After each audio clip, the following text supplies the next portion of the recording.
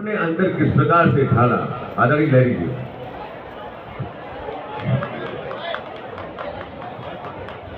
सबसे पहले तो मैं आप सभी को बोलूंगा कि जय श्री राम,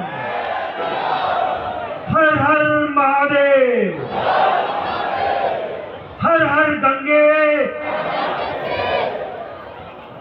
चलिए, मैं द्विवेदी जी का बहुत बहुत धन्यवाद कहूँगा जो उन्होंने मुझे यहाँ पे आमंत्रित किया इस पावन धरती पर, फर्रुखाबाद, जहाँ पे माँ गंगा का वास है। और यहाँ पे मैं समझता हूँ कि काफ़ी और भी महान विभूतियों ने यहाँ पे अपने कदम रखे हैं और आज मेरा सौभाग्य है कि उस धरती पर मुझे आने का सौभाग्य मिला।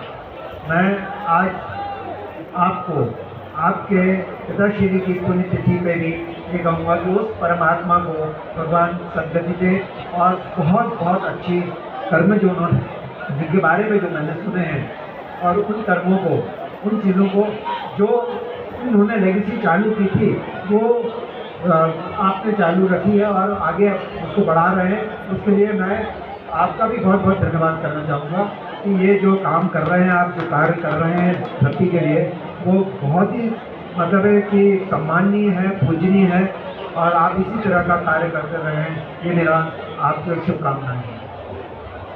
आपने रामायण की जो बात कही है, रामायण एक धारावाहिक ऐसा बन गया, वो ऐतिहासिक बन गया।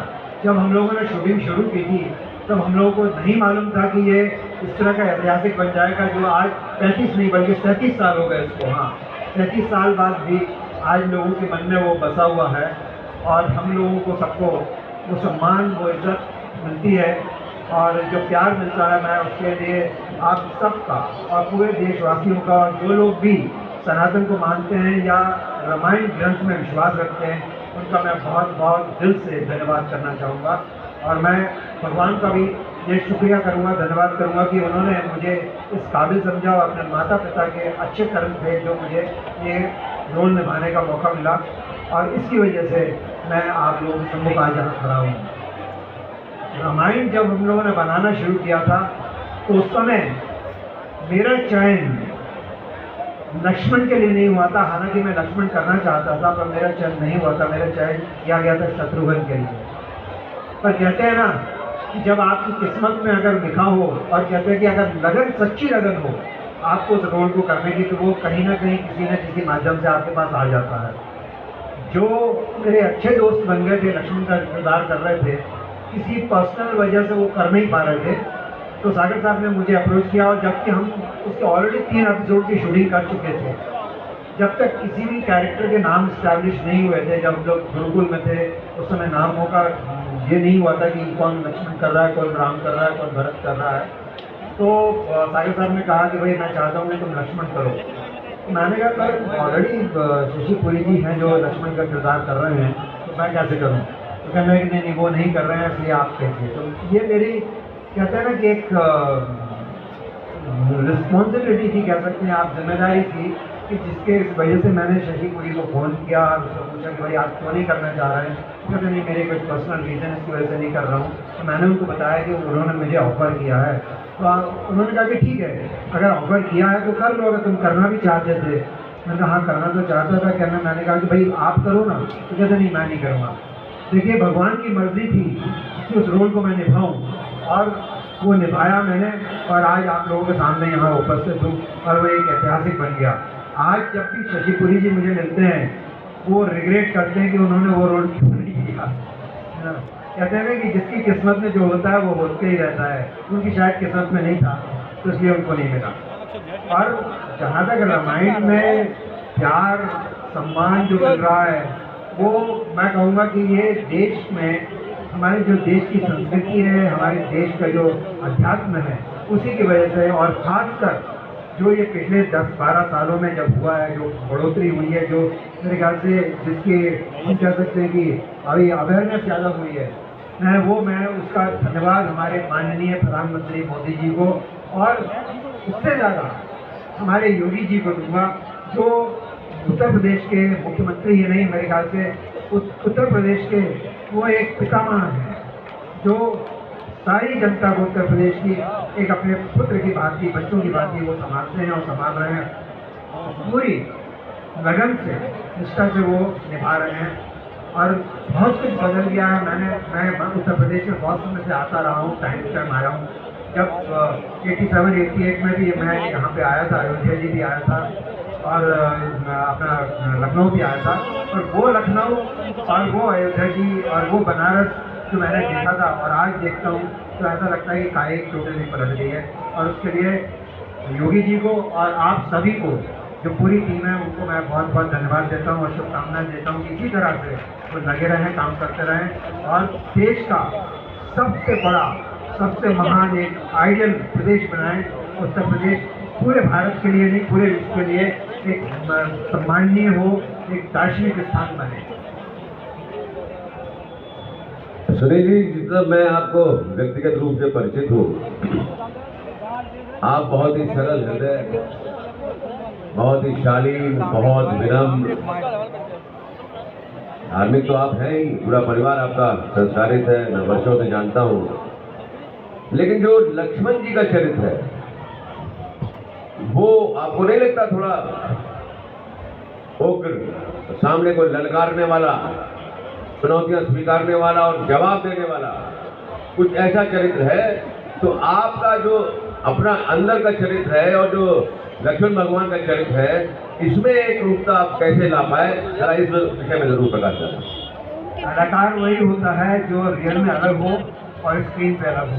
तो मैं ये कह सकता हूँ कि एक कलाकार की हैसियत से मैं वो कर पाया और लोगों के दिलों में मैं बस पाया, तो मैं अपने आप को सौभाग्यशाली समझूंगा उसके लिए।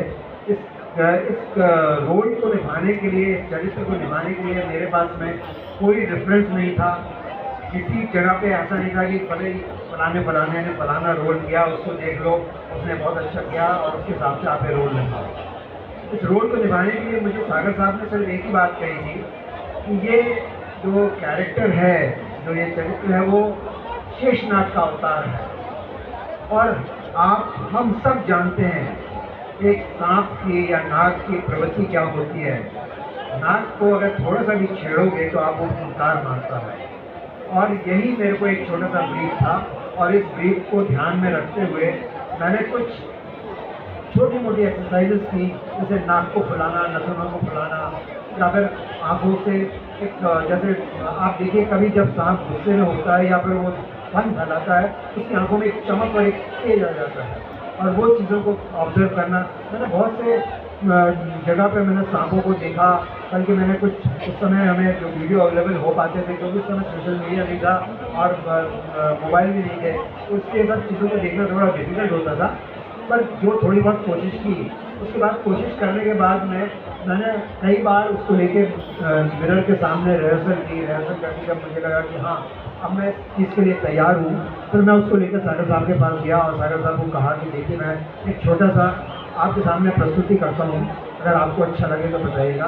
तो जब मैंने उनको एक छोटा सा मतलब उस कैरेक्टर के बारे में बताया कि किस तरह से गुस्सा करेगा, किस तरह से आँखें फैलाएगा, किस तरह से नथुने फुलाएगा कैरेक्टर, तो उन्होंने बहुत अच्छा लगा और उनका मुझे बस यही चाहिए और वही किया मैंने। और इसके अलावा कई बार ऐसा हुआ है मेरे साथ में कि कई सर्कमस्टांसेस ऐसे हुए हैं जो लोग कहते हैं ना कि आप कोई चीज़ें आपके साथ में होती है। जैसे क्या है कि उन दिनों हम एक्सरसाइज करते थे, यंग एज थी, 20-21 साल की उम्र थी, तो एक्सरसाइज करते थे तो भूख ज़्यादा लगती थी। और भूख लगने की वजह से क्या है कि शूटिंग के दौरान ना एक लंच टाइम होता है, तो सागर साहब की आदत थी वो करते रहे हैं, पहले भी करते रहते, और वो लंच टाइम के प्रॉपर टाइम में ब्रेक नहीं करते थे। कई बार 3 बज जाता था, 4 बज जाता था, 5 बज जाता था, तो और भूख के कारण मुझे गुस्सा भी आता था। और गुस्सा आने की वजह से क्या होता था कि मेरी परफॉर्मेंस और ज़्यादा बेटर हो जाती थी, है ना। एक ऐसा ही किस्सा और मैं आपको बताता हूँ जो मेरे साथ हुआ है। अगर आप लोगों को याद हो, जनक दरबार में जब कोई भी वो धनुष को हिला नहीं पा रहा था, वो सीन जब शूट करना था, उस शूटिंग के दौरान मैं किसी और की शूटिंग कर रहा था मुंबई और जहाँ हम लोग की शूटिंग करते थे, करीब ऑलमोस्ट से जाके 200 किलोमीटर का करीब का डिस्टेंस था। तो 200 किलोमीटर डिस्टेंस को मुझे जाने के लिए कम से कम 3 से 4 घंटे लगते थे उन दिनों, क्योंकि रोड भी बहुत अच्छी नहीं हुआ करती थी। तो मैंने सागर साहब से रिक्वेस्ट की थी कि मुझे दूसरे दिन सवेरे 7 बजे मुंबई में शूटिंग करनी है और बहुत ही क्रूशल सीन है, वॉर सीन है, फाइट सीन है, तो इसलिए आप मुझे थोड़ा जल्दी छोड़ दीजिएगा, तो इससे मैं मुंबई आके आराम करके दूसरे दिन वो शूटिंग अटेंड कर सकूँ, क्योंकि बहुत हेक्टिक शूटिंग थी। पर तो सागर साहब ने कहा ठीक है, तुम सवेरे जल्दी आ जाना, तो मैं आ जाऊँगा। तो मैं सवेरे मुंबई से करीब 3:30 पौने 4 बजे उठा, तैयार होके मैं 200 किलोमीटर की ड्राइव करके उमरगांव पहुँचा। करीब 8:30-9 बजे करीब मैं उनको मिला, उन्होंने कहा बस तैयार हो जाओ। मैं तैयार हो गया। जो शूटिंग मेरी सवेरे शुरू होनी थी वो रात को 10 बजे शुरू हुई। तो आप सोचिए कि पूरा दिन भर मैं उस कॉस्ट्यूम में बैठा रहा, और बैठे रहने की वजह से आप सोचिए कि आदमी को कितना गुस्सा आएगा, और मेरे बहुत गुस्सा था, बहुत गुस्सा आया उसको लेके। और जब रात को 10 बजे शूटिंग की तो वो मैंने सारा का सारा गुस्सा उस सीन में उतार दिया। और वो सीन इस तरह था कुछ, मैं आप लोगों को एक छोटा सा सीन बताता हूँ। बस महाराज बस, इतना लग जगह पुरानी से आरोप लगाने से पहले आपको यह याद नहीं आया कि आपकी सभा में रघुकुल शिरोमणि श्री रामचंद्र भी बैठे हैं, और जिस किसी सभा में हम रघुवंशियों से में एक भी हो, वहां इस तरह की बात करने का कोई साहस नहीं करता। और आप तो श्री राम के सामने वीरता की चुनौती दे रहे हैं। मेरे भैया मुझे आज्ञा दें तो ये पुराना जीन धनुष्य है, मैं इस पूरे ब्रह्मांड को गेंद की तरह उछाल के इस तरह पटकूं कि इसका टुकड़े टुकड़े हो जाए। ये सीन किया, करीब 12 साढ़े 12 बजे खत्म हुआ।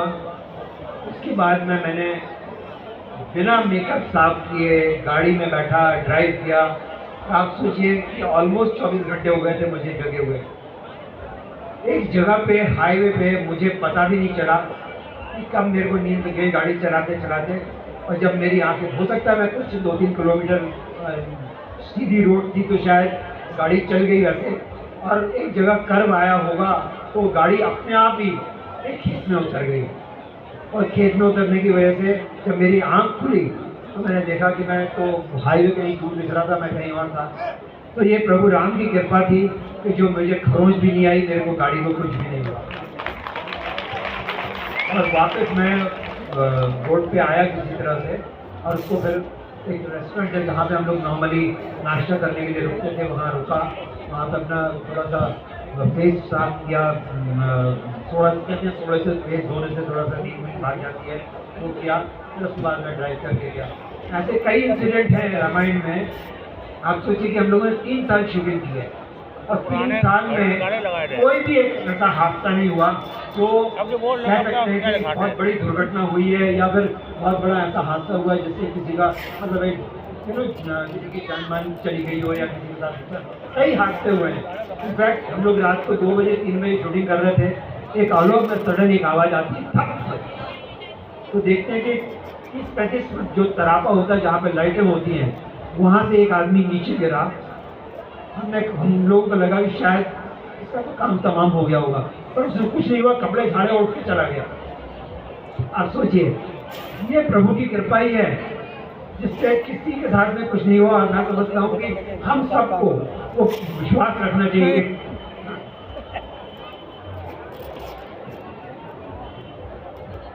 हम सबको भगवान पे विश्वास होना चाहिए, राम जी पे विश्वास होना चाहिए, जिस किसी को हम मानते हैं उस पर हमें विश्वास होना चाहिए, और पूरी श्रद्धा से हमें विश्वास करना चाहिए। और विश्वास करने से आज नहीं तो कल, कल नहीं तो परसों, मैं समझता हूँ कि जो भी आपकी इच्छा है, जो भी आपकी भावना है, या जो भी आप चाहते हैं जिंदगी में, वो आपको ज़रूर मिलेगा। देखिए, देर हो सकती है पर अंधेर नहीं होगा आपके साथ में। इसलिए मैं समझता हूँ कि थोड़ा शांति रखिए, जल्दी मत कीजिए, एग्रेसिव मत होइए। लक्ष्मण का कैरेक्टर जरूर एग्रेसिव था, पर उसने धैर्य रखा। और दूसरी चीज़ मैं आपको बताऊँ कि इस कैरेक्टर की बात छोड़िए, मैं बताऊँ हम भाग्यशाली हैं कि हमें इस धरती पर जन्म लेने का मौका, अवसर मिला है। भगवान हमारे ऊपर बहुत मेहरबान है जो हमें इस धरती पर भगवान ने हमको जन्म दिया। क्योंकि आप सोचिए कि दुनिया में कौन सी ऐसी धरती है जहाँ पे इतनी श्रद्धा, इतना प्यार, इतना सम्मान लोगों के बीच में है, भगवान के प्रति है। आप देखिए, कोई और भी धर्म में कोई भी ऐसी बातें नहीं है जो हमें सिखाता है कि दूसरों के लिए हम त्याग करें। यही हमारा धर्म है जो हमें सिखाता है कि हमें त्याग की भावना रखनी चाहिए, और त्याग में ही बहुत सुकून है, बहुत मैं कहता हूँ कि आपको बहुत शांति मिलेगी। और मेरा एक मानना है जो मैं हमेशा कहता आया हूँ, मैं आज यहाँ आप लोगों के साथ सामने भी कहता हूँ कि अगर आपने सच में सुख पाना है, सच्चा इंसान बनना है, तो हमारे 3 ग्रंथ हैं, रामायण, महाभारत और भागवत। इन 3 ग्रंथों से आप शिक्षा ले लीजिए, आप अपने जीवन में टोटली बदलाव देखेंगे और आप देखेंगे कि आपसे अच्छा इंसान कोई हो ही नहीं सकता। देखिए, रामायण हमें सिखाता है कि हमें जीवन में क्या करना चाहिए, महाभारत हमें सिखाता है कि हमें जीवन में क्या नहीं करना चाहिए, और भागवत हमें सिखाता है कि हमें जीवन कैसे जीना चाहिए। ये 3 ग्रंथ जो है वो हमारी जिंदगी बदल सकते हैं। और मैं यही कहूँगा, अगर आप लोगों को मौका मिले तो ज़रूर इनको पढ़िए, देखिए। मेरा पर्सनल एक्सपीरियंस है कि मैं अपने जीवन में जो था और जो हूँ और जो आगे होने वाला हूँ, उसमें ये ज़मीन आसमान का फ़र्क आया है। इन्हीं का अध्ययन करके, इनको पढ़ के, इन्हीं से शिक्षा लेके। और आखिरी में मैं सिर्फ इतना ही कहूँगा द्विवेदी जी के लिए, द्विवेदी जी जैसे जो महान लोग हैं, जो यहाँ के लिए जो कर रहे हैं, कार्य कर रहे हैं, जो मतलब उसके लिए मैं आपको बहुत बहुत शुभकामनाएं देता हूँ, बहुत बहुत बधाई देता हूँ। और मैं ये कहूँगा कि आप जैसे लोग हैं तभी इस धरती पर, और खास करके भारतवर्ष में, सनातन धर्म या अपना जो कल्चर है वो बचा हुआ है और बना रहेगा। बहुत बहुत धन्यवाद। एक बार फिर बोलिए, जय श्री राम। हाँ जरूर। मैंने आप सबकी तरफ से भाई साहब से निवेदन किया है कि थोड़ा अभी और क्रम बढ़ाया जाए। लोगों से भी पूछ लो, सुनना चाहते हैं? सुनना चाहते हैं भाई? सुनना चाहते हैं? नहीं, बोले जय श्री राम। मुझे नहीं लगता कि सब लोग सुनना चाहते हैं। कुछ लोग वही बोल रहे हैं, सुनना चाहते हैं, सब नहीं बोल रहे। अच्छा भाई, ये बाईं तरफ वाले लोग सुनना चाहते हैं? दाहिनी तरफ वाले? उधर वाले ज्यादा सुनना चाहते हैं, आप कम। बताइए, दाहिनी तरफ वाले सुनना चाहते हैं? तो बराबर। जरूर जरूर जरूर सुनना। रामायण में चक्रवर्ती सम्राट दशरथ के पुत्र 4, प्रभु श्री राम, लक्ष्मण, भरत, शत्रुघ्न। कुछ ऐसा हुआ कि आप अपने अग्रज के साथ, जिस कैरेक्टर में आप थे लक्ष्मण जी के, सीता माता के साथ आप बन गए। मैं समझता हूँ एक बहुत बड़ा निर्णय किसी भाई के लिए होता है जो अपना जीवन अपने भाई, बड़े भाई के लिए अर्पित कर दे, उसकी सुरक्षा के लिए समर्पित कर दे। वो जो अन्याय से लड़ने की भावना जब आदमी हम आती है, मैं समझता हूँ आप तो रामायण के इतना आपने उसको आप रोल मॉडल हैं, आपने अपने अंदर उतारा है। लेकिन मैं समझता हूँ वो तभी आती है जब वो सच्चाई और ईमानदारी पर चलता है, जिससे उसका आत्मबल मजबूत रहता है। तो समझता हूँ जिसका चरित्र, जिसकी भूमिका आपने निभाई, लक्ष्मण जी का आत्मबल इतना मजबूत था कि वो उनके साथ गए और आपने पूरे वन गमन में न जाने कितने असुरों का संहार किया होगा। ये तो लक्ष्मण जी ही जानते होंगे जिनकी भूमिका आपने निभाई। लेकिन अभी इस कार्यक्रम से पहले लोग हमसे कह रहे थे कि जरा वो जिसकी आपने नाक काटी थी, शूर्पणखा, उसके बारे में जरा जरूर प्रकाश डालने का कष्ट करें। हाँ, वो बड़ा क्रूशल सीन था, मतलब कि बहुत डिफिकल्ट सीन था शूट करने के टाइम के लिए।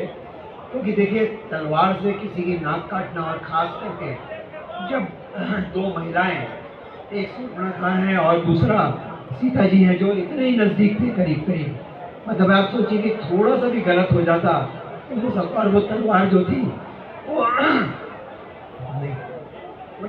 नकली तलवार नहीं थी, वो असली तलवार दी गई थी मेरे हाथ में, और काफ़ी भारी भी थी वो तलवार। तो उस तलवार को जब मेरे को यूज़ करना था तो मैंने कहा भाई इस तरह अगर मैं करूँगा और हाथ से ऐसा करूँगा और थोड़ी सी भी इधर उधर हिल गई तो तो किसी के साथ में हादसा हो सकता है। तो मेरे जो कैमरामैन साहब थे उनसे मैंने बात की, मैंने कहा कि भैया ये तो बड़ा कठिन सीन है, इसको कैसे किया जाएगा। तो उसने कहा करना तो है इसका, हमको ही उस ज़माने में स्पेशल इफेक्ट भी नहीं थे कि आप स्पेशल इफेक्ट से कर लो वो चीज़। तो मैंने कहा कि क्या इसमें हम रिवर्स शूटिंग कर सकते हैं क्या? तो मैंने कहा हाँ कर सकते हैं। तो मैंने कहा ठीक है। तो मैंने क्या किया था, तलवार को नीचे से लेके ऊपर किया। तो आप सोचिए कि उसकी वजह से क्या हुआ कि जब आप लोग देखते हैं तो आपको लगता है कि सामने से ऐसे गई है, पर एक्चुअली जो शूट किया था वो हमने नीचे से ऊपर किया था। तो उसकी वजह से वो सीन इतना ऑथेंटिक हुआ, इतना रियल हुआ, और एक टेक में एक ही बार में हुआ। इसके अलावा और बड़ा क्वेश्चन सीन है, बड़ा मतलब है कि सॉरी मेरा गला बैठ गया है तो थोड़ा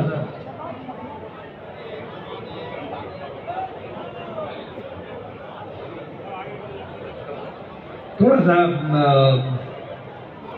अगर आप लोगों को याद होगा कि ये लक्ष्मण का कैरेक्टर जैसे द्विवेदी जी बता रहे हैं कि लक्ष्मण ने एक आदर्श भाई का, आदर्श पति का, देखिए मर्यादा पुरुषोत्तम तो राम रहे हैं, पर आदर्श भाई, आदर्श पति का जो किरदार निभाया है वो मेरे ख्याल से शायद हम सब के लिए, पूरे समाज के लिए शिक्षा प्रजा और शिक्षा लेनी चाहिए कि अपने जीवन में किस तरह से लक्ष्मण ने अपने भाई के प्रति सेक्रीफाइस किया, और अपनी पत्नी, जो उनकी पत्नी लक्ष्मण के साथ जाना, अपना उर्मिला जाना चाहती थी लक्ष्मण के साथ में, और उन्होंने कहा कि देखो मैं तुम्हें ले जा सकता हूँ, कोई प्रॉब्लम नहीं है, परंतु क्या है कि अगर मैं तुम्हें ले जाऊँगा तो मैं अपने भाई और भाभी के प्रति जो सेवा है वो कर नहीं पाऊँगा, क्योंकि मेरा कुछ जिम्मेदारी आपके प्रति भी होगी। इसलिए मैं चाहता हूँ कि आप यहीं रहें और माताओं की सेवा करें। जो मैं करना चाहता हूँ, कम से कम मेरी अर्धांगिनी अगर मेरी माताओं की सेवा करेगी तो मुझे कहीं ना कहीं उसका पुण्य मिलेगा। तो इस तरह से उन्होंने आपस में रोल डिवाइड किए, और एक और बहुत बड़ा रोल किया है कि लक्ष्मण जी 14 साल सोए नहीं थे, और 14 साल मतलब है कि जो उनके बदले की नींद थी वो उर्मिला करती थी। देखिए ये एक अजीब सी प्रेम कहानी है उन दोनों के बीच की। और मैं पिछले मेरे ख्याल से साल या 1.5 साल पहले यहाँ पे उत्तर प्रदेश में कानपुर में आया था। कानपुर में एक छोटी सी बच्ची है, कोई 18 साल की, उसने लक्ष्मण और उर्मिला की प्रेम कहानी के ऊपर एक बुक लिखी है जिसका उसने टाइटल दिया है लक्ष्मीला। लक्ष्मण का लक्ष्मी है और उर्मिला का मिला लिया है, तो उसने दोनों का कंबाइन करके उसने एक बुक लिखी है लक्ष्मीला। लक्ष्मण और उर्मिला की लव स्टोरी लिखी है, प्रेम कहानी लिखी है, और बहुत अच्छी बुक है। और मैं समझता हूँ कि अगर मौका लगे तो लोगों को पढ़ना चाहिए। तो जो चीज़ें कुछ जो हैं उसने भी डेफिनेटली रिसर्च की है उसके ऊपर, और उसको रिसर्च करके लिखा है। तो हो सकता है कि जो अध्याय रामायण का जो लोगों को नहीं मालूम है शायद उसके जरिए मालूम पड़े। जी बहुत बहुत धन्यवाद सुनील जी। और आपका गला थोड़ा, तो मैं आपको ज़्यादा कष्ट नहीं दूंगा। आपकी तरफ से एक अंतिम प्रश्न मैं आपसे ज़रूर पूछना चाहूँगा। इतना लंबा संघर्ष, 14 वर्ष का वनवास, कल्पना कर सकते हैं हम लोग, तब न रोड होती नहीं होगी न कुछ, और प्रभु श्री राम, माता सीता वन बन जा रहे हैं, शबरी के पास जा रहे हैं, अपनी सेना स्वयं गठित कर रहे हैं। चाहते तो महाराजा की सेना भी मंगा सकते थे, चक्रवर्ती सम्राट थे, लेकिन स्वाभिमान सम्मान के समझौता न करना इस रघुकुल ने सीखा, और अंत में अपने लक्ष्य को प्राप्त किया और लंका पर विजय प्राप्त की, और उसके बाद पुष्पक विमान से अयोध्या आगमन हुआ। तो वो जो भावना विजय के बाद रही होगी, जो अयोध्या में आप आए होंगे, पूरा भगवान श्री राम के साथ, और वो दीपक जलाए गए, वो जो उत्सव का माहौल, जो वातावरण माहौल था, और ये कहा गया कि राम राज्य स्थापित हो गया है, तो वो इतने वर्षों पूर्व जो राम राज्य स्थापित आप लोगों ने किया, आप जिस चरित्र में आप उभरे थे, जो भूमिकाएं आपने निभाई, वो परिकल्पना, उसकी समरूपता आज के इस परिप्रेक्ष्य में आप कहाँ तक सार्थक पाते हैं, मैं ये आपसे जानना चाहता हूँ। ये सबसे पहले तो मैं ये कहूँगा कि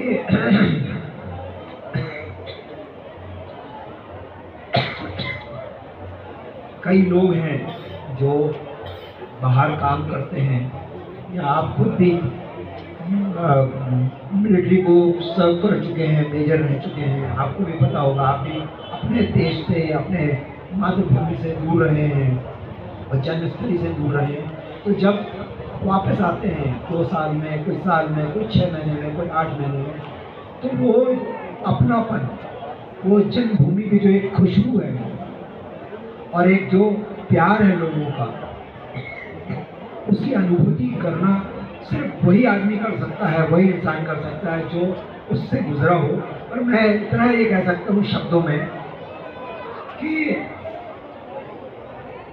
एक माँ से जिस तरह से बच्चा मिलता है बिछड़ने के बाद में, जो उसके अंदर प्रेम उमड़ता है या माँ की ममता जो आती है, वो सिर्फ आप महसूस कर सकते हैं, उसको शब्दों में वर्णन नहीं किया जा सकता। वही फीलिंग उस समय 14 वर्ष के बाद जब राम लक्ष्मण सीता जी आए थे, तो उनके मन में वही भावना थी, वही उत्साह था।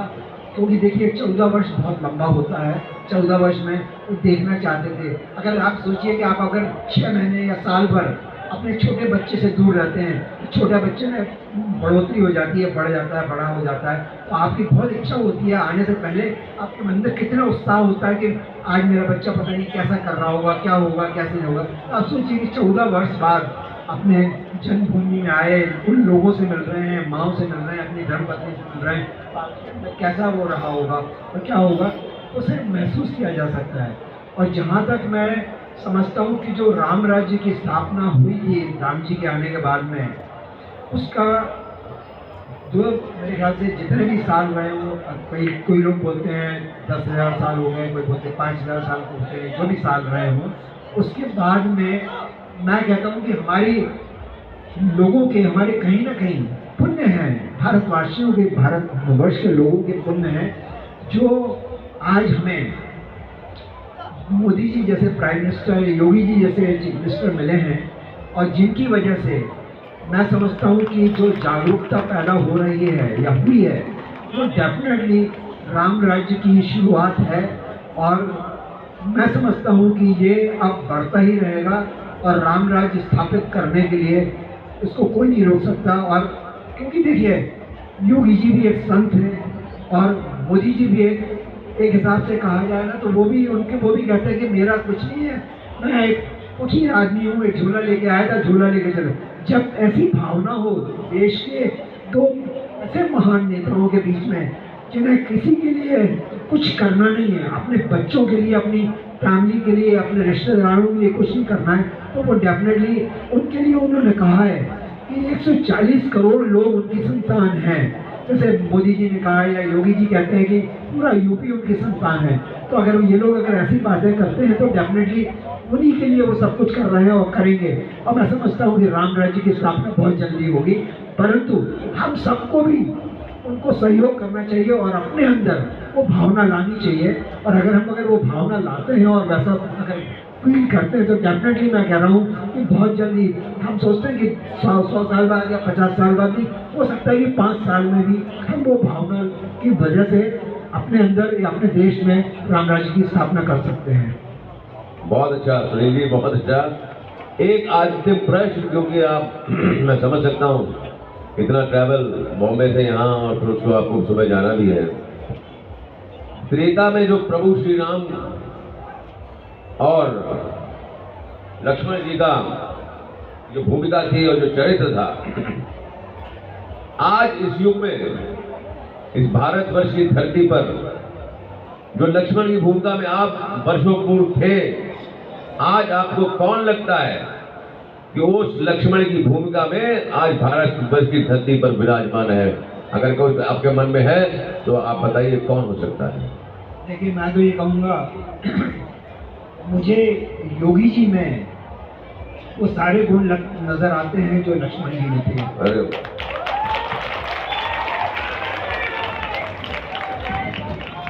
क्योंकि क्या है कि देखिए, एक ईमानदार, आपने देखिए वहाँ पे लक्ष्मण जो थे, राम के प्रति, राज्य के प्रति सम्मान था उनके मन में, नारी के प्रति सम्मान था उनके मन में।